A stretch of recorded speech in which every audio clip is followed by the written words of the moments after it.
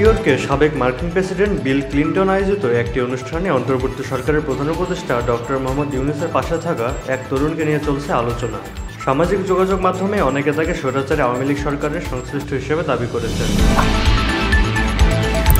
ছড়িয়ে পড়া একটি ছবিতে তাকে সদ্য পতন হওয়া আওয়ামী লীগ সরকারের স্থানীয় সরকার মন্ত্রী তাজুল ইসলামের সঙ্গে দেখা গেছে।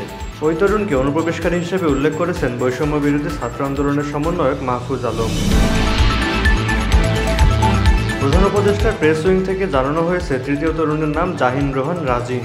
জাহিন গণমাধ্যমকে বলে, আমি অনুষ্ঠানে আমন্ত্রণ পেয়েছিলাম সিজিআই ফেলো হিসাবে।